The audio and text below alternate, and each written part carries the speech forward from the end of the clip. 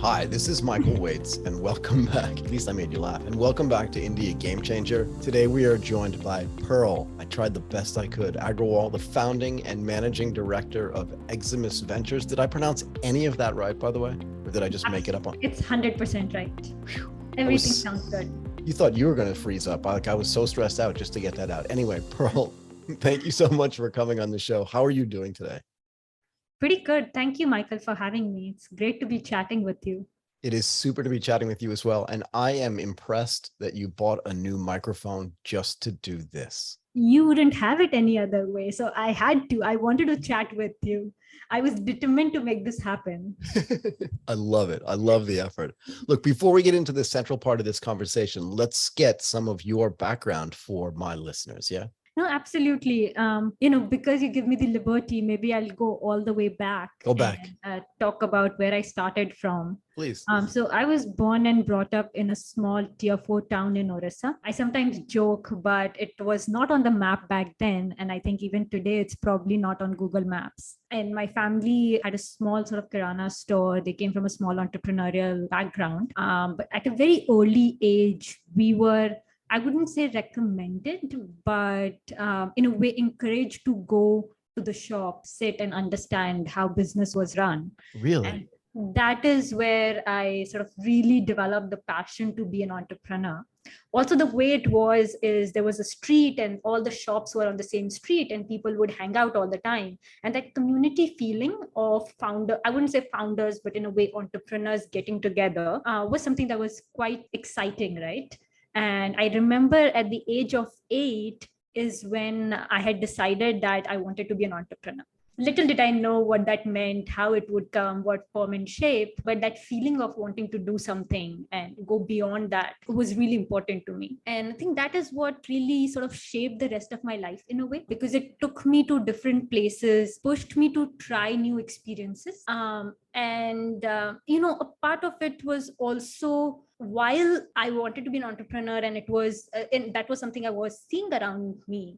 Being a woman didn't quite help because I did come from a very conservative patriarchal family. And I remember when I wanted to move to the US, the sort of comment that came was, "Women in our family don't do this. They don't Really? go abroad." And my grandmother threw a fit that if my grandfather were alive, this never would have happened. But to me, getting out was really important, because from the age of 8, that sort of drive couldn't have been satisfied until I'd really pushed myself to get out of the country or get out of that circumstance and really try to do something beyond for myself, which sort of took me to my second love, and that is investing, right? Ended up in the US for B school at Macomb School of Business, where I started to sort of learn a bit more about investing and work with the university's investment fund. Through that, also got onto the endowment fund. Oh, wow. That was collecting all the university's funds and deploying it across 200 plus venture capital private equity funds. Wait a second. Which university was this again? University of Texas at Austin. So oh my God, I forgot about that. You went to UT Austin. Yes, so you were living in Austin when you were doing this. You got onto the committee that was investing UT Austin's money. Do you know the history of Austin itself? Like, do you know that it was really small as well before the university actually started growing fast? Michael Dell was there, like all these things happened. Are you aware that that was the case when you got there? Not really. To be honest, I mean, the best I knew was 26-acre campus and a little bit about Dell, because of course, Dell was a huge part of the campus and the history. Sure. But in terms of how it grew, I didn't know. One thing was very obvious. Austin was not supposed to be the tech hub that it was becoming. No. Because everything was super congested. I mean, you could drive anywhere within 20 minutes. But at the same time, that's what made it super exciting. I mean, being able to really meet people from different places with fresh ideas and just hang out as if you were chilling in the park and discuss some of the most exciting ideas. I think that could only happen in Texas. You wouldn't see that happening, or rather Austin, to be precise. I don't think you would see that happen everywhere. No, I mean, Dallas is completely different than Austin. Houston is completely different. It's driven by oil and other things that are going on there. But Austin grew up in a completely different way. Why did you choose to go to Austin? I I mean, of all the places, if you're escaping from the country in a way, right? And no, but I love this idea. And I don't mean escaping, but Yeah. there's an interesting aspect of a person who grows up, who has like a powerful personality, right? Who grows up in a small town. You said fourth tier city, right? Or Yeah. tier four city or tier four town, right? It reminds me of another gentleman that I spoke to in India. I think it was the guy who was running Turtlemint. And he said to me, I didn't go to a tier three city. I went to a suburb of a tier three city. And that kind of sounds like what you're talking about. But how do you know, right? Like when I was growing up, I lived in a suburb too. And I didn't know that that was different than other things. Do you know what I mean? Until I got to New York City for the first time and I looked around and I went, okay, I got to be here. Yeah. How do you know when you're 8 years old? Yeah. I think two things. Number one, by the time I was growing up and making these decisions, internet was there. I Fair enough. remember that I was in middle school when I got my first computer, or like I was introduced to a computer. I mean, of course, we weren't using it all the time, but you could look up things and you knew what was happening. And number two, I think it was also my extended family and cousins. Okay. I think I had a lot of family that were in Delhi and around, and I would sort of initially see the stark difference every time they came and visited us during the holidays. And I think that was part of the reason why I also wanted to sort of move out. And I could see how educating yourself could lead to that. So yeah, otherwise you're in a way pigeonholed into that same area, and you could move.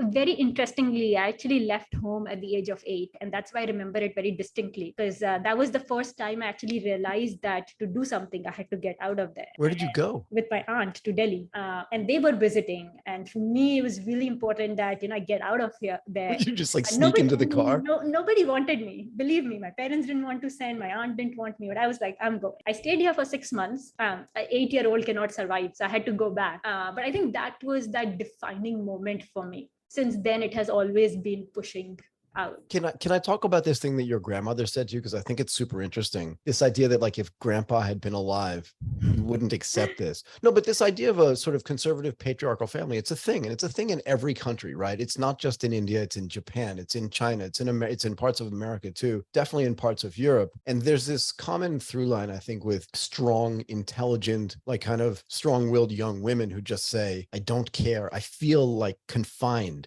in a way. And I don't care what it takes. I'm going to get out of here and I'm going to do something big because I feel like that's inside me and I don't want it suppressed inside me. Is that fair?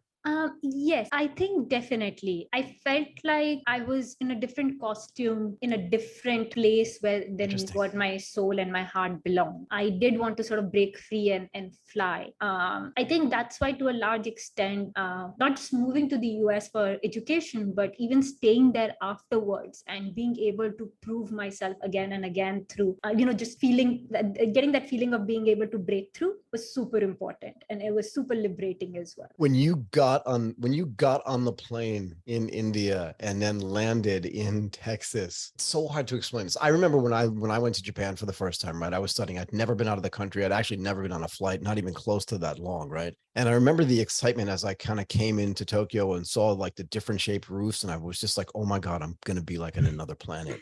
But did you feel when you landed in Texas, like, now I feel free kind of thing? Do you know what I mean? I did, but not when I landed in Texas. Go ahead. It was. Were you scared? Yeah. When I reached Texas, I was definitely very scared. My first 3 days, how would I live? What would how would I sort of get by a day? But I felt very liberated in the Heathrow airport, because that is where we were stopping. I suddenly got out. I looked around. I was like, I have all the power to do what I want, and there is nobody here. And I think that feeling is so defining that it's been almost 12, 13 years, but I still remember it. I mean, that 1 second of just walking around Heathrow and feeling so powerful. But did you feel in a way like this was the beginning of the next part of my life? Like whatever I was doing beforehand is kind of gone. Like it was there to build the foundation of who I am, but that's over now. And this is like a rebirth in a way. This is the beginning. And now whatever happens here is on me. Yeah. And that's kind of cool, no? Yeah. I don't know if I felt it at that moment. It was too strong to feel it right then and there.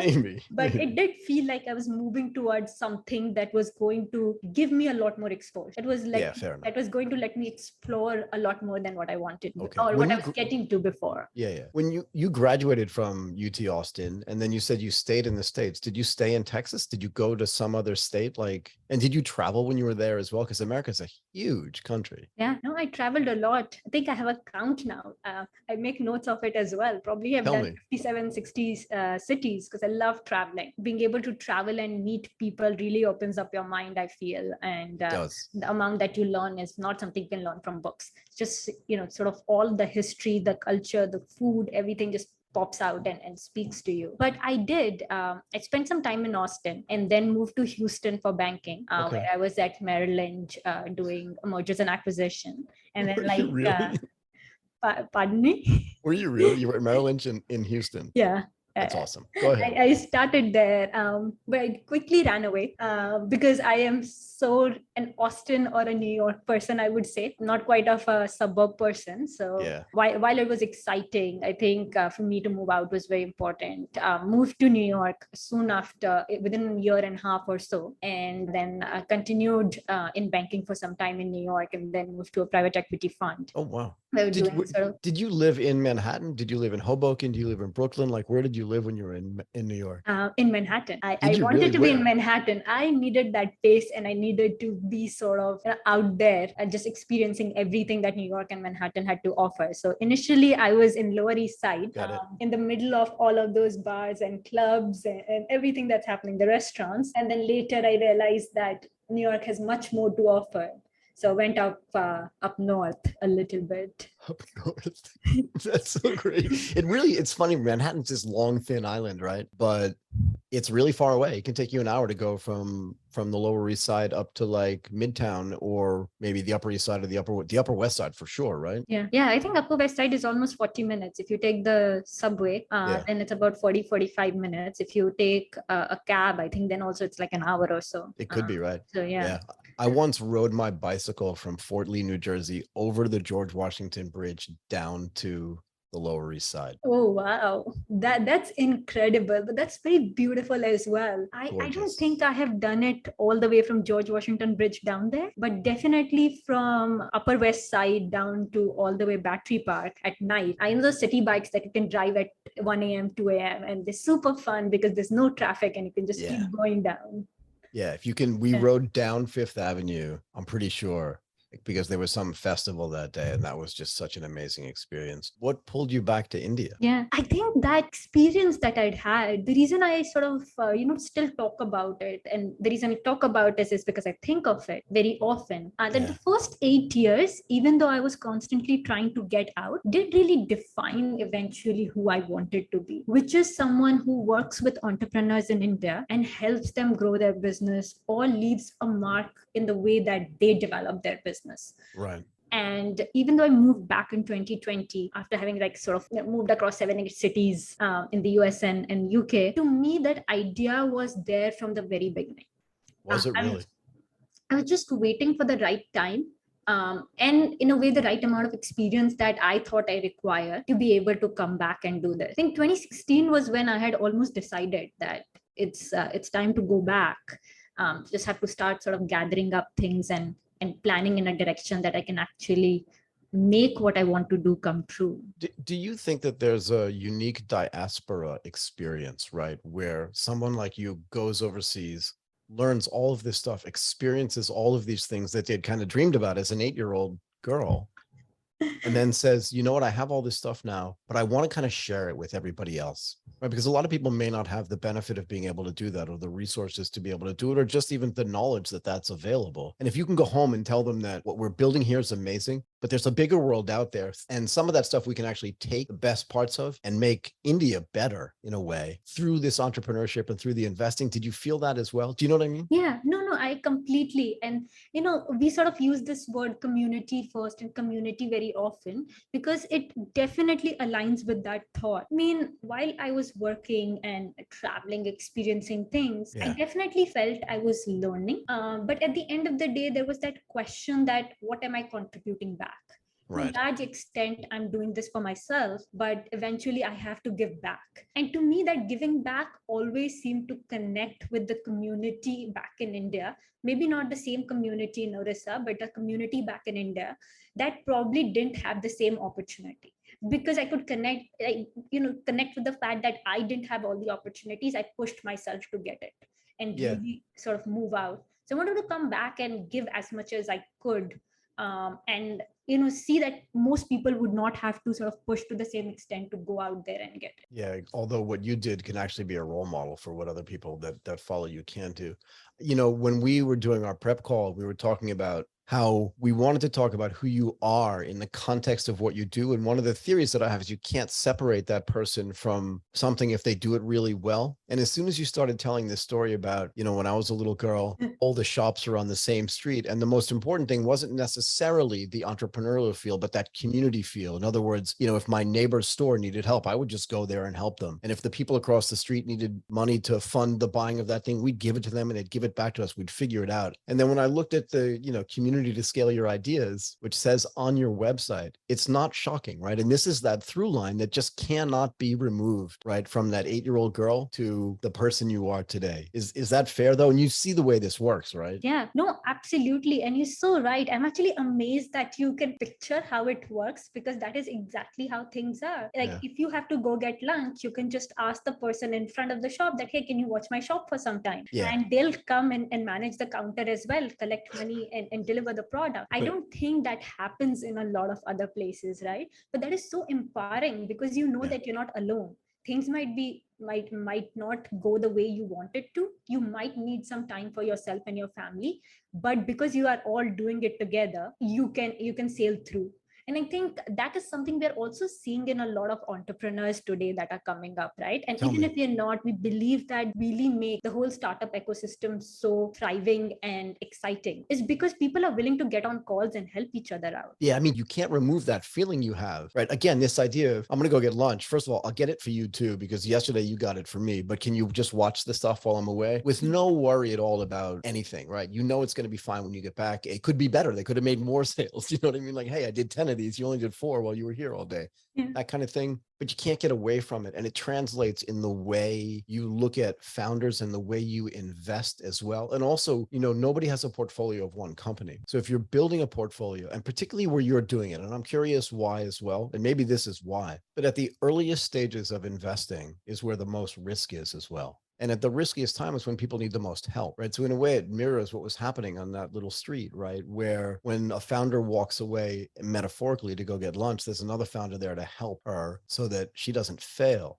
It doesn't mean she's necessarily going to succeed, but it means that there are people there to help you build when you're thinking about this early stage investing, is that one of the reasons why you're there at the earliest stages, if that makes sense? Yeah, no, absolutely. I think by the time a company reaches Series B plus or sort of becomes cash flow generating, I wouldn't say cash flow positive. At that point, it's all about growing your team, scaling and growing numbers. But the real sort of entrepreneurial spirit that is required to sail through and to establish yourself is seen in the earlier stages. And I think that is what I connect with the most. Right. And that community that I've experienced also comes in is most handy at that stage. To your point, I mean, we're seeing founders do it. We also sort of facilitate it because we believe that founder to founder connect is just so much more important than It is. an investor to founder connect or an investor to investor connect. They're in there for the thicks and the thin. How did you come up with this though? Or did you just kind of translate the way you felt about regular life into your investment strategy? This idea of focusing on the founder first, right? A lot of investors talk about this, but at the end of the day, there's maybe more of an LP focus, right? Like, it's not my money, I'm investing their money. And it's more important to me to focus on them as opposed to focusing on the founders. But the founders are the ones, the guys and gals that are out there actually in the trenches getting this stuff done, right? And they have their own problems too, like they're people, right?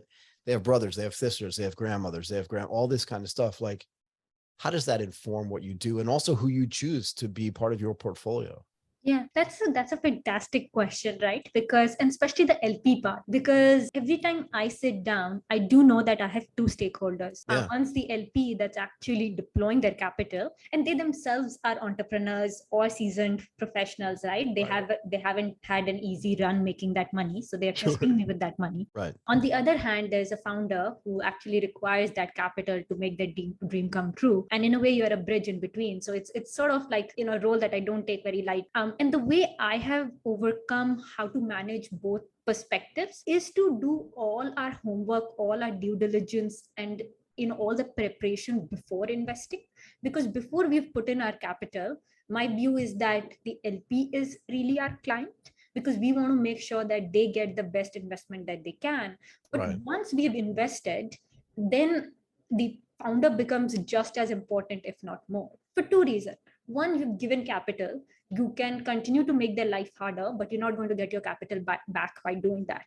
So you're much better supporting them. And second is that once they have taken capital, they're doing it because they need it. So they also want to sort of, get support, get help, get emotional comfort every now and then to be able to go through. So we focus a lot more on that afterwards. And I think that so far has helped me manage both. But yeah, we are 2 years into our journey so far. I was going to ask you that. So Eximus was founded 2 years ago. What does Eximus mean? Like, is there a reason why you have that name? Yeah, it means excellent in Latin. Okay. And for me, the whole thought was that we want to be good at what we are doing, and we want to be backing folks who are good at what they do.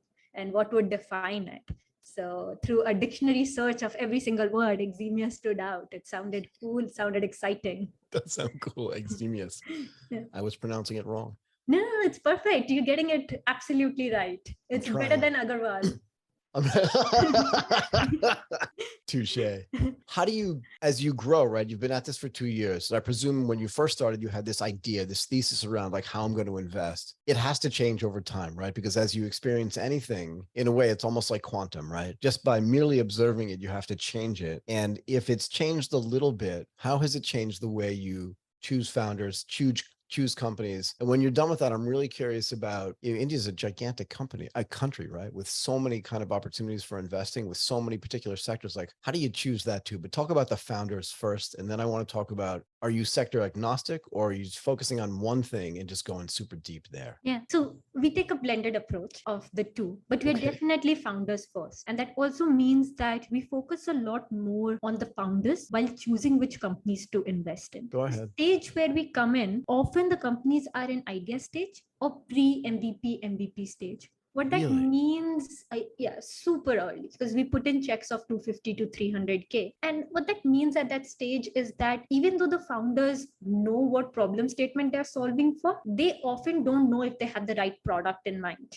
And how's the consumer going to react to that product? So we can spend all the time and effort validating it, but we know it's going to change probably in 3 months or 6 months. So 50 or 60% of our time in due diligence actually goes in making sure that there's the right problem market fit and founder market, which means has the founder actually focused on the consumer group that they want to solve for? And do they understand it well enough that until they found the right solution, they're not going to budge? And do they have the right network, the right experience to actually be able to do that? I was going to say this idea of, what is the problem they're addressing and solving? Because I think a lot of founders come in with, I want to build this product, right? Yeah. Like the world needs this product, without trying to figure out what problem it's solving. It's a very subtle, almost like the same side of a very sharp knife thing, right? Where it's like the problem is over here and the solution's over here, but you can't start over here. Do you find that you have some guys and gals coming and going, I have this killer product, and you're like, what problem is it solving? And they're like, oh, haven't thought about that kind of thing. Do you know what I mean? Yeah. In fact, a lot of times you might think that, these are fresh first-time founders, but let's be honest, they're second-time, third-time founders as well, who sometimes get so caught up in wanting to build the next thing and ideating on the solution that they forget that there is a problem that needs to be validated. And hence, and the problem just doesn't need to be validated by speaking to 10 of your closest friends or 20 of your neighbors, but actually a much wider audience to be able to test it. So we focus on that like very strictly. For us, it's super important to check on it. Do you ever invest in companies, or do you plan on investing in companies that come in, maybe they've been working on something for 6 months to a year, they figured out how to get a client and how to get somebody to pay them as well? Would you invest in a company like that? Or is it really just all super early stage? I just have an idea. I think I know what problem I'm trying to address, and I'm in the process of building that product. Do you know what I mean? Because let me tell you why I'm asking. I sat in a room one day with a guy who just asked a bunch of founders, okay, how come you don't have any clients? And it wasn't meant to be like an aggressive, like, how come you don't have any clients? It was more like, have you asked yourself why, to try to understand why, to make it easier for yourself to get clients? Does that make sense? Yeah. Yes. And even if we come in at the idea stage or the MVP stage, there might not be clients, but it's important for them to actually know what the users and the clients think of them. And today you don't require a tech product to be able to do that, or neither do you require a completely built out tech product. Yeah. Low code, no code tools can help you sort of ship out a quick version of it in 2 days and actually test it. So a lot of the founders who are actually building seriously come with that. They either have design partners that they work with, 4 or 5 design partners, or they have 100, 200 beta users that they are sort of collecting. If you're not doing that's a real sort of question, that how can you build a rocket if you don't know if there's anybody to use that rocket? Right, After right. 2 years, you come out and you realize that, oh man, I built something that nobody wants. But in reverse though, do you have ideas where you're like, because look, when I taught a course, sorry, I should restate this, but I taught a course on innovation and how to figure out like how to innovate. And one of the questions I used to ask the students was, when you're going through your day-to-day life, you must come up against problems and think, I wish somebody would solve that, or how come nobody's fixed that? And that's a way to like try to figure out if you can build a product around it. And also if it's big enough, if enough people have the same problem, then you can potentially scale it. But do you ever have this idea of like, oh no, I think I've had this problem a bunch of times, somebody should build it, and then you go and look for that thing? Do you know what I mean? Yeah, I think my personal problems, maybe not as much, but we definitely sort of come across certain things and we are thinking, why hasn't anybody tried building in this direction Right. ever, right? And then the minute you get someone who's actually building in this direction, it's almost like serendipity. Yeah. I would say, I will not name this, but we recently backed a founder where for the longest time in the SME space, we were thinking, why hasn't this been tried? It's such a complicated thing. It takes days. And he was a cold email that landed in my inbox. The minute I saw on some founder that nobody had ever heard of, cold email, half done pitch deck, but that problem statement just landed home. Right. And we jumped on it, and it's turning out to be a great portfolio at this point. So I think our personal problems definitely end up being super exciting. Now I'm gonna have to go try to figure out, look at your portfolio and figure out which one it was. It's But I not promise on my not to tell. website yet. It's not on my website So I yet. can't figure it So out. you can try. You'll have to come to our office. I'll definitely do that as well. We already talked about that too. I've got to build a studio in your office. When do you take the time to back up, or to go up like 35,000 feet and just try to figure out, because the more you do this, the more you can see things, right? You must feel like the world is a lot clearer today than it was when you were 25, right? Because you just have all this experience now. Now, when you look out into the world, you can see those gaps more clearly, and you can understand what types of solutions need to get built to fill those gaps, right? When do you take the time to look at big secular movements in the market and think, we need to be there as well? And this gets back to this idea of like, are you sector agnostic, and how do you figure that stuff out? You know what I mean? Yeah. Again, that's a great question. And we, in fact, do that regularly. And if we are not doing it on a monthly basis, we tell ourselves that we need to be doing it. And that happens through having deep thesis in certain sectors. So we decided early on that we didn't want to be sector agnostic, because that makes it very difficult to really know the problem and the product that you're investing in. Okay. But at the same time, I believe that the Indian markets are not deep enough right now to focus on one sector. So we have 3 or 4 different sectors that we focus on. What are they? Cross fintech, health tech, gaming, media, and entertainment. Slow down. Say it again. Fintech, health tech. Got it. Makes sense. Gaming though. Gaming, yeah. What does that mean by gaming? You mean like online games, or you're not talking about gambling, right? You're talking about games. Games, not gambling. Nothing that is illegal. Yeah. No, I don't mean that. But I mean, I have this conversation with a buddy of mine. He's like, oh, I love gaming. And I'm like, you got to be careful, right? Because in Nevada, the gaming thing is like gambling. Yeah. They just call it gaming. So I just want to make sure that I understand what you're talking about. Gaming and media. What kind of media interests you? Media and content would be things around like social commerce. In a way, commerce that is led through content, whether it is audio content, video content. So within media and content, I think one area that's super exciting is social commerce. What that I mean, like any commerce that is led by audio content, video content, infographic content. And that appeals a lot to the Indian audience beyond tier 1. So your search-based content is not as popular as video and audio-based content. Similarly, another company which is super exciting that we've invested in is Zoro. That is a pseudonymous social media platform. And what's even more exciting is that today the ratio of people who read versus write on any other platform is 90:10. 90% of the people read and 10% of the people actually write. There, 40% of the people are writing. That's because it really brings out that innate need to sort of express yourself when you're pseudonymous. in people Ah.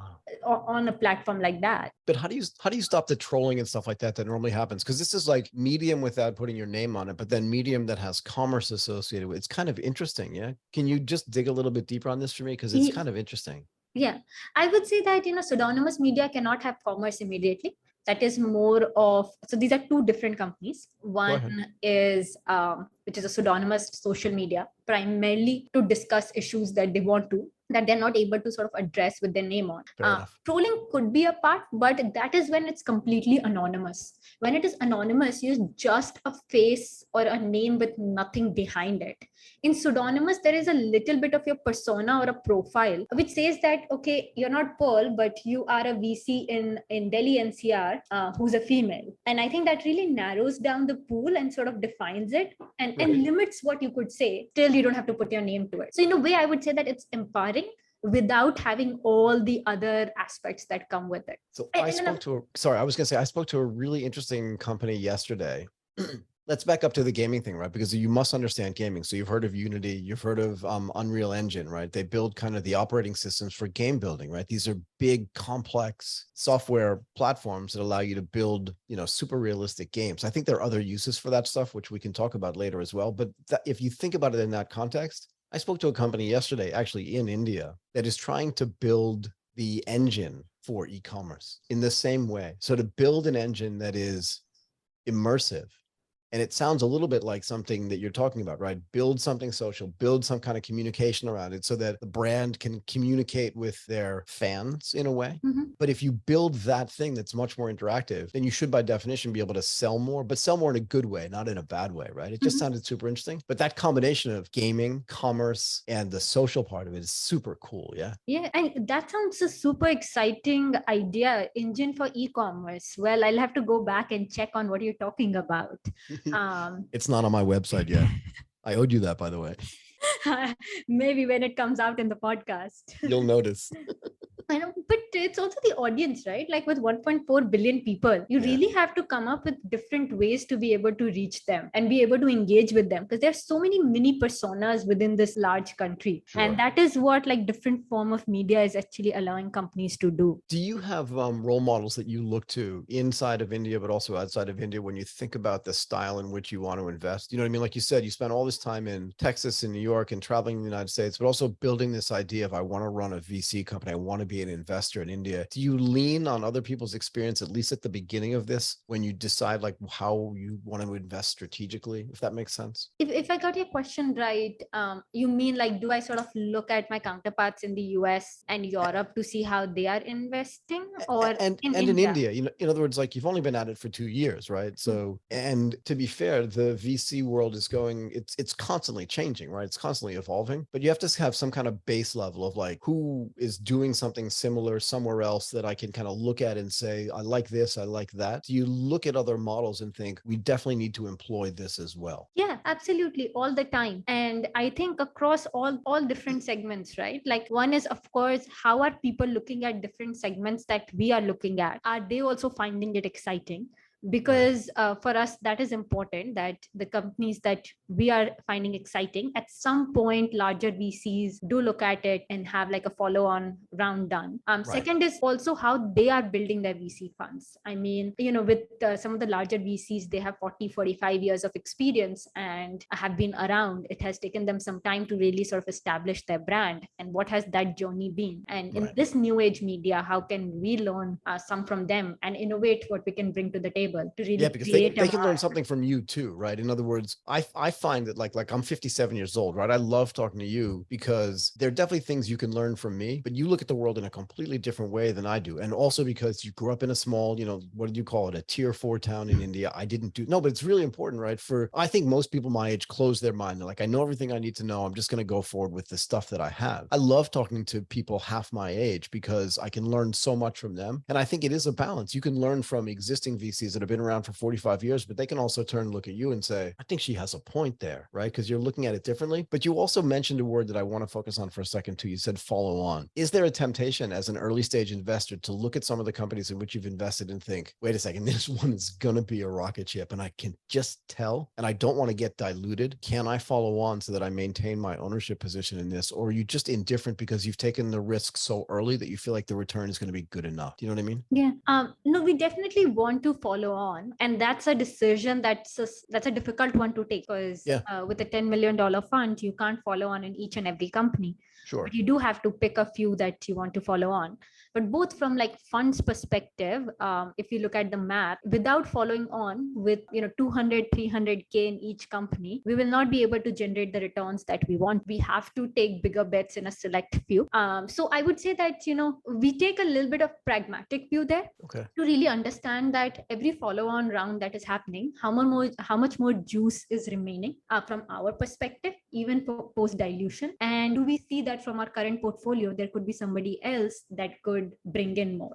And I don't think there's a straight answer to it, but this is a constant exercise to be able to sort of take those decisions. Yeah. And I mean, I think that's the result of an active mind on your part. The idea is that there is no fixed answer to this question. I was just curious the way you looked at it. I want to ask you one more thing before I let you go. You said when you were 8, you kind of snuck into your aunt's car and tried to get to Delhi. You actually got there for 6 months. No, I love this because I can picture you doing it. I really Not really can. stuck in the car. I just like followed. I wasn't ready to come back. But you know what I mean, though, right? Come on, I'm Yeah. joking around a little bit, but I could just see this little girl with like her own little suitcase, like just kind of jumping in the car with a big smile on her face, like I'm going to Delhi. But there was also this resistance from the family a little bit about like, she's not supposed to do this. But now that they see kind of what you're becoming and how you've grown, do they look at you now and just think, yeah, I think she actually did the right thing. It was hard for us at the time to understand why and how, but I think she's going to be okay. Do you know what I mean? Yeah. Wow, you're asking really nice questions. I told But you it was going to be different. yes, it's one day at a time. Definitely it gets easier every single day, and I think there is no that one time when I would say they turn around and say she's done it. We have a long way to go, miles to Yeah, go for before sure. we sleep, and I think each day it gets easier. Okay, I'm going to let you go on that. Pearl Agarwal, founder and managing director, Eximius, I think I got it right this time, Ventures. Thank you so much for doing this today. Absolutely. Thank you, Michael. My pleasure.